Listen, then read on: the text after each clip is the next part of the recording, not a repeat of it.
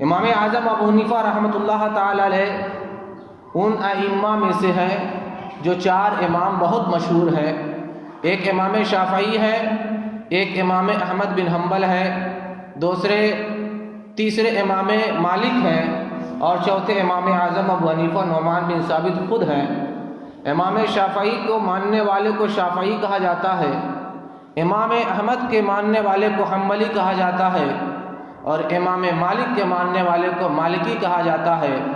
اور امام اعظم ابو حنیفہ نعمان بن ثابت رضی اللہ تعالی عنہ کے ماننے والے کو حنفی کہا جاتا ہے۔ اور الحمدللہ ہم حنفی بھی ہیں، سنی بھی ہیں، اور ہم ماتریدی بھی ہیں۔ اس کی تفصیل انشاءاللہ کبھی آپ کے سامنے عرض کروں گا، لیکن آج میں نے اپنی جو تقریر کا عنوان بنایا ہے وہ امام اعظم ابو حنیفہ رحمۃ اللہ تعالی علیہ کے تعلق سے بنایا ہے، جن کے بارے میں امام شافعی رحمۃ اللہ تعالی علیہ نے بہت ہی پیارا جملہ ارشاد فرمایا ہے: الناس عیال علی ابی حنیفہ فی الفقہ ما رأیت افقہ من ابی حنیفہ، کہ لوگ فقہ میں، مسئلہ و مسائل میں امام اعظم ابو حنیفہ کے محتاج ہیں۔ اور امام شافعی رحمۃ اللہ تعالی علیہ یہ بھی ارشاد فرماتے ہیں: میں نے ابو حنیفہ رحمۃ اللہ تعالی علیہ سے بڑھ کر کے فقیہ کسی کو نہیں دیکھا۔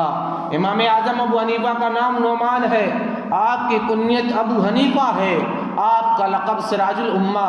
اور امام اعظم ہے، والد کا نام ثابت ہے اور دادا کا نام زوتا ہے۔ یہ زوتا ایران کے رہنے والے تھے، اور جب مسلمانوں نے ایران کو فتح کیا اور اسلام کی نشر و اشاعت ہوئی تو امام اعظم ابو حنیفہ نعمان بن ثابت رضی اللہ تعالی عنہ کے دادا اسلام قبول کرتے ہیں اور مسلمان ہو جاتے ہیں۔ پھر ایران سے ہجرت کر کے آپ کوفہ تشریف لاتے ہیں، اور کوفہ جب آتے ہیں تو کوفہ میں آپ کے ایک صاحبزادے کی پیدائش ہوتی ہے جن کا نام ثابت تھا۔ یہ ثابت امام اعظم ابو حنیفہ رحمۃ اللہ تعالی علیہ کے والد ہیں، اور جب ان کی پیدائش ہوتی ہے تو امام اعظم ابو حنیفہ رحمۃ اللہ تعالی علیہ کے دادا زوتا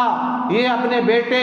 ثابت کو لے کر کے حضرت علی رضی اللہ تعالیٰ عنہ کی مقدس بارگاہ میں جاتے ہیں، اور جانے کے بعد عرض کرتے ہیں کہ حضور میرے لیے اور میرے اس بچے کے لیے دعا فرما دے۔ حضرت علی رضی اللہ تعالیٰ عنہ نے حضرت ثابت کے لیے دعا فرمائی اور ان کی اولاد کے لیے برکت کی دعا فرمائی، اور قسم خدا کی دنیا نے دیکھا واقعہ کربلا کے 18 سال بعد سن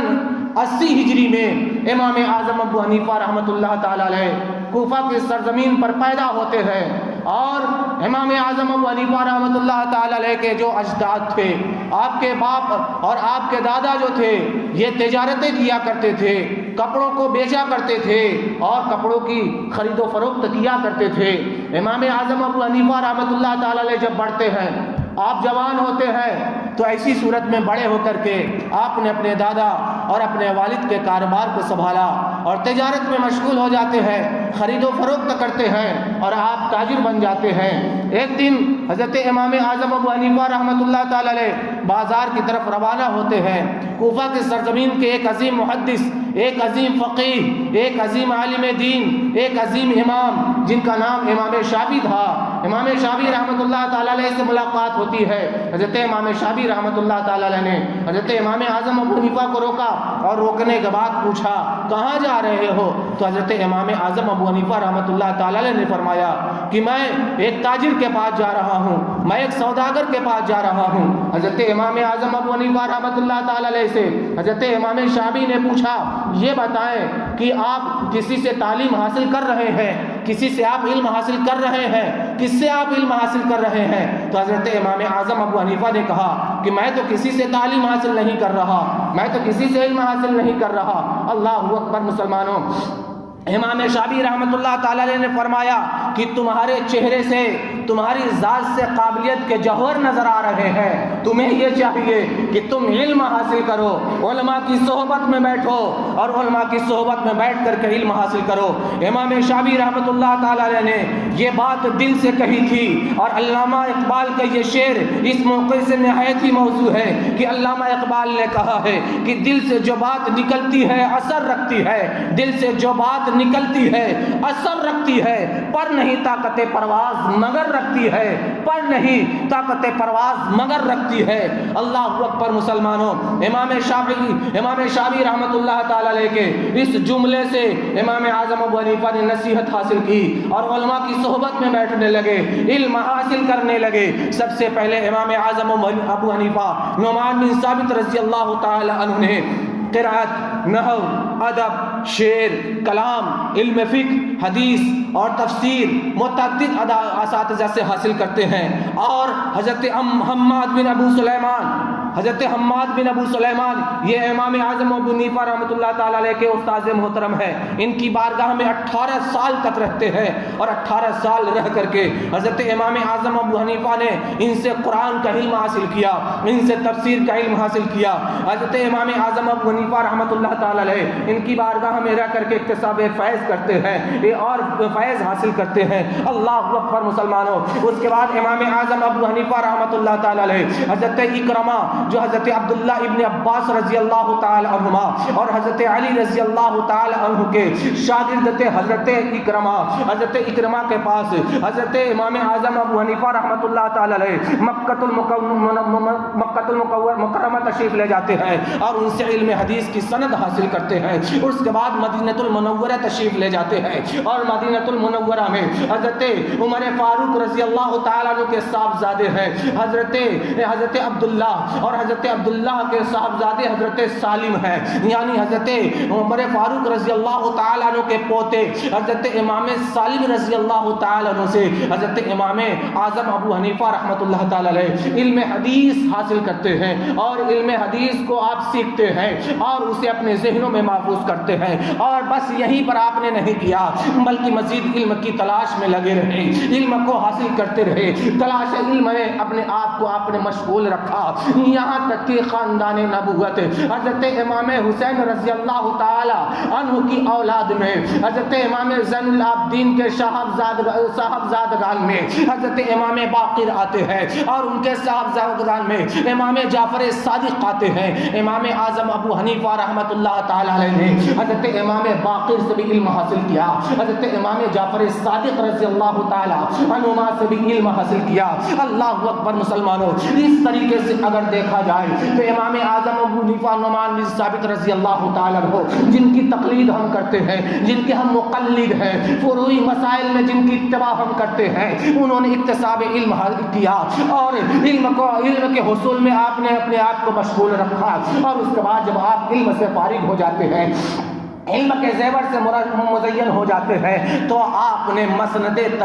تدریس کو اپنایا، اور آپ اپنے استاد محترم حضرت حماد بن ابو سلیمان کی مسند تدریس پر متمکن ہوتے ہیں، اور آپ ان کی جگہ لیتے ہیں، اور مسند تدریس پر فائز ہو کر کے علماء کو پیدا کرتے ہیں، اور آپ طلباء کو پڑھاتے ہیں۔ آپ کی بارگاہ میں مختلف علاقوں سے، مختلف شہروں سے، مختلف ملکوں سے آپ کی بارگاہ میں علم حاصل کرنے کے لیے علم کے پیاسے دوڑے علم کے پیاسے سیراب ہونے کے لیے آتے رہے۔ چنانچہ ہمارے علماء نے بیان فرمایا ہے کہ امام اعظم ابو حنیفہ رحمۃ اللہ تعالی علیہ کی مقدس بارگاہ میں مکہ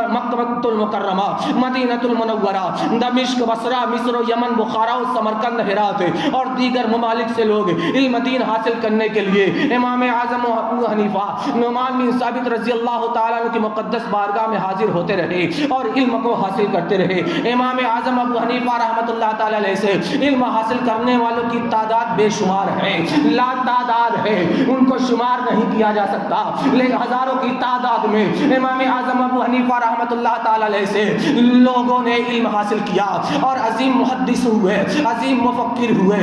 عظیم فقیہ ہوئے، عظیم مفسر ہوئے۔ اللہ اکبر مسلمانوں، امام اعظم ابو حنیفہ رحمۃ اللہ تعالی علیہ کی شاگردوں کی لسٹ کو دیکھا جائے، آپ کے شاگردوں کو پڑھا جائے تو قسم خدا کی کوئی امام ابو یوسف بھی ملتا ہے جسے قاضی القضات کہا جاتا ہے، جس نے اسلام کے اصول معاشیات پر ایک کتاب لکھی جسے کتاب الخراج کہا جاتا ہے۔ اس سے بہترین کتاب اصول معاشیات پر کوئی کتاب نہیں لکھی گئی، اور اس کے ساتھ ساتھ محرر مسائل حنفیہ جسے کہا جاتا ہے امام محمد بن حسن شیبانی، یہ امام اعظم ابو حنیفہ کے شاگرد ہیں جنہیں صاحب قیاس کہا جاتا ہے۔ حضرت امام ظفر ہے، امام المحدثین جنہیں کہا جاتا ہے، امام المحدثین کا لقب پانے والے حضرت عبداللہ ابن مبارک ہے۔ اور عزیزان ملت اسلامیہ، میں آپ کو بتاتا ہوا چلو کہ بخاری شریف کتاب اللہ کے بعد، قرآن کے بعد سب سے زیادہ معتبر مستند کتاب ہے۔ اس کے مصنف، اس کی رقم کرنے والے، اسے لکھنے والے حضرت امام بخاری رحمت اللہ تعالی علیہ ہے۔ حضرت امام بخاری رحمت اللہ تعالی علیہ کے اساتذہ یہ حضرت امام اعظم ابو حنیفہ نعمان بن ثابت کے شاگرد رہے ہیں۔ اس طریقے سے کہا جائے تو امام اعظم ابو حنیفہ رحمت اللہ تعالی علیہ کے بالواسطہ شاگردوں میں خود امام بخاری رحمت اللہ تعالی علیہ کا شمار ہوتا ہے۔ اور صاحب مذہب ہونے کے باوجود بھی امام شافعی اور امام احمد بن حنبل رضی اللہ تعالی عنہما، ان دونوں نے بھی حضرت امام اعظم ابو حنیفہ رحمت اللہ تعالی علیہ کے شاگردوں سے علم حاصل کیا۔ اس طریقے سے دیکھا جائے تو امام شافعی بھی، امام احمد بن حنبل بھی یہ امام اعظم ابو حنیفہ رحمت اللہ تعالی علیہ کے بالواسطہ یہ شاگرد ہے، یعنی واسطہ کے ذریعے، وسیلہ کے ذریعے، سبب کے ذریعے امام اعظم ابو حنیفہ رحمت اللہ تعالی علیہ کے شاگرد ہے۔ آپ اس کی مثال یوں سمجھ سکتے ہیں کہ حضور حافظ ملت علیہ رحمت رضوان کے ہم بالواسطہ شاگرد ہیں، اس لیے کہ حضور حافظ ملت علیہ رحمت رضوان سے جنہوں نے علم حاصل کیا انہوں نے ہمیں پڑھایا، تو اس درمیان میں ایک واسطہ رہا۔ تو اس طریقے سے ہم بھی حضور حافظ ملت علیہ رحمت رضوان کے شاگرد کہلائیں، بلا واسطہ شاگرد نہیں کہلائیں گے بلکہ واسطہ کے ذریعے شاگرد کہلائیں گے، اس لیے کہ ان سے کسی نے حاصل کیا اور جس نے ان سے حاصل کیا ان سے ہم نے حاصل کیا۔ اسی طریقے سے امام بخاری رحمت اللہ تعالی علیہ، امام شافعی رحمت اللہ تعالی علیہ اور امام احمد بن حنبل رحمت اللہ تعالی علیہ، ان لوگوں نے جن سے علم حاصل کیا ان لوگوں نے امام اعظم ابو حنیفہ رحمت اللہ تعالی علیہ سے علم حاصل کیا تھا۔ اس طریقے سے یہ تینوں عظیم شخصیتیں امام اعظم ابو حنیفہ رحمت اللہ تعالی علیہ کی بالواسطہ شاگرد ہو جاتے ہیں۔ اللہ اکبر مسلمانوں، امام اعظم ابو حنیفہ رحمت اللہ تعالی علیہ نے فقہ کی خدمات انجام دی ہے اور عظیم خدمات انجام دی ہے۔ ہمارے علماء نے بیان فرمایا ہے کہ آپ نے جو مسائل کو بیان کیا ہے، آپ نے جو مسائل کو تدوین کیا ہے، مدون کیا ہے، وہ 12,70,000 سے زیادہ ہیں کہ پیش آنے والے مسائل کی حل کے لیے جن جزئیات کی ضرورت پڑتی ہے، قرآن و حدیث کی روشنی میں، اجماع کی روشنی میں، قیاس کی روشنی میں، امام اعظم ابو حنیفہ رحمت اللہ تعالی علیہ نے اس کی تدوین فرمائی اور 12,70,000 سے زیادہ مسائل کو آپ نے تخریج فرمائی۔ آپ نے اس کا استنباط کیا اور اس مسائل کی روشنی میں صبح قیامت تک پیش آنے والے مسائل کو حل کیا جا سکتا ہے۔ اور آج ہمارے علماء انہی مسائل کی روشنی میں جن کو قرآن سے اخذ کیا گیا تھا، جن کو حدیث سے اخذ کیا گیا تھا، جن کو اجماع امت سے اخذ کیا گیا تھا، امام اعظم ابو حنیفہ رحمۃ اللہ تعالی علیہ نے بیان فرما دیا ہے۔ اور اسی کی روشنی میں جو قرآن سے مستنبط ہے، جو حدیث سے مستنبط ہے، جو اجماع سے مستنبط ہے، آج امت مسلمہ کے مسائل کو اسی کی روشنی میں حل کیا جاتا ہے۔ اللہ اکبر مسلمانوں،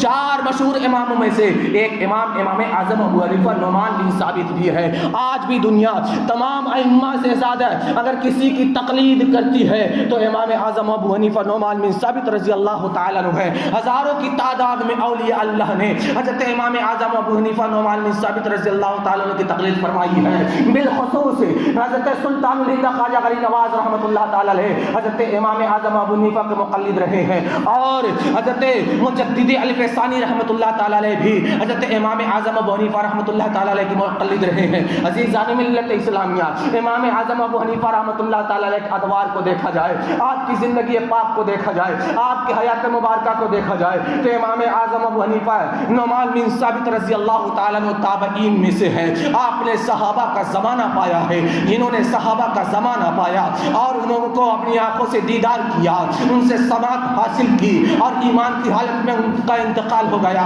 انہیں تابعی کہا جاتا ہے۔ اور امام اعظم ابو حنیفہ نے صحابہ کا زمانہ پایا، ان کا دیدار فرمایا، ان سے ملاقات کی، اس وجہ سے حضرت امام اعظم ابو حنیفہ نعمان بن ثابت رضی اللہ تعالیٰ عنہ کو تابعی کہا جاتا ہے۔ اللہ اکبر مسلمان کو ایک ذہن دینا چاہتا ہوں کہ نیت میں خالص ہونا کتنا ضروری ہے، نیت میں سچا ہونا کتنا ضروری ہے۔ اور ایک تاجر پیشہ انسان کے لیے، ایک کاروبار کرنے والے انسان کے لیے اس کی نیت میں صداقت کے کتنی ضروری ہے۔ امام اعظم ابو حنیفہ نعمان بن ثابت رضی اللہ تعالیٰ عنہ کے اس واقعے کو آپ غور سے سنیں اور ان کے پوری تفصیلی حالات انشاءاللہ اگلے جمعہ میں بیان کروں گا۔ یہی آخری واقعہ میں بیان کر کے اپنی بات ختم کرنا چاہتا ہوں۔ امام اعظم ابو حنیفہ رحمۃ اللہ تعالیٰ علیہ کے اجداد، آپ کے باپ دادا کا جو کاروبار تھا وہ تجارت کا کاروبار تھا، کپڑے کی تجارت کرتے تھے، اس کی لین دین کرتے تھے، اسے خریدا بھی کرتے تھے، بیچا بھی کرتے تھے۔ امام اعظم ابو حنیفہ رحمۃ اللہ تعالیٰ علیہ نے اسی کاروبار کو اختیار کیا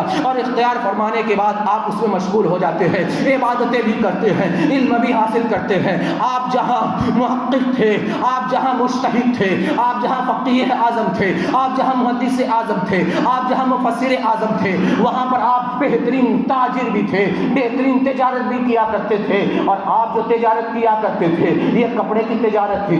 کپڑے کی تجارت تھی، اور آپ تھوک سے مال بیچا کرتے تھے۔ آپ کے پاس مال آتا تھا، جو مال پر خرچ لگا کرتا تھا، اس کے بعد جو منافع ہوا کرتا تھا اس منافع کی بولی پر آپ مال کو بیچ دیا کرتے تھے۔ امام اعظم ابو حنیفہ رحمۃ اللہ تعالیٰ علیہ کے پاس مال آتا ہے، اور جب مال آتا ہے امام اعظم ابو حنیفہ نے سارے مال کو اکٹھا کیا۔ اکٹھا کرنے کے بعد آپ نے اس کی قیمت لگائی، جو قیمت آپ کی متعین ہو چکی تھی، اس متعین قیمت پر آپ نے بیان فرمایا کہ اس مال میں مجھے جو خرچ لگا ہے، اس مال میں جو مجھے پیسہ لگا ہے، اس مال میں جو میری پراپرٹی لگی ہے، اس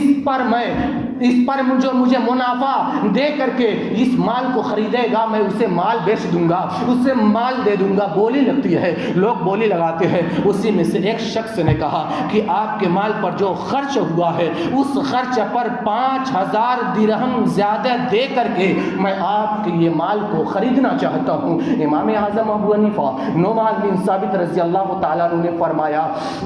کہ ٹھیک ہے میں تمہیں کل جواب دوں گا۔ اس کے بعد سارے لوگ چلے جاتے ہیں۔ امام اعظم ابو حنیفہ رحمۃ اللہ تعالیٰ علیہ کی مقدس بارگاہ میں صبح کے وقت بعد نماز فجر ایک جماعت آتی ہے، اور انہوں نے آ کر کے کہا کہ حضور آپ کا مال آپ کی خرچ شدہ رقم پر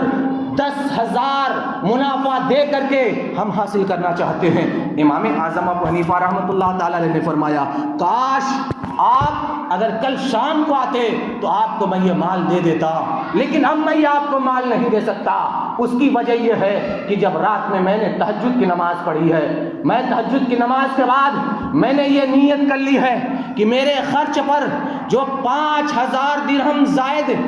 شخص قیمت دے کر کے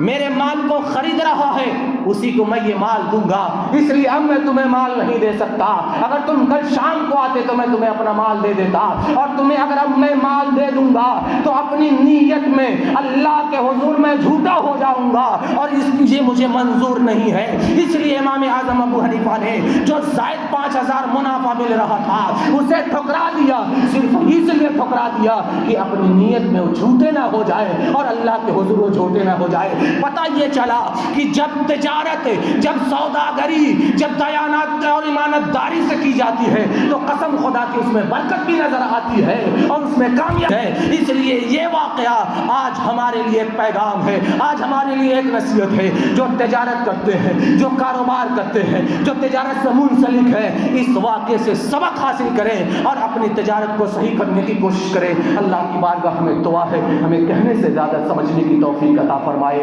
استغفر اللہ وما علینا الا البلاغ۔ السلام علیکم ورحمۃ اللہ وبرکاتہ۔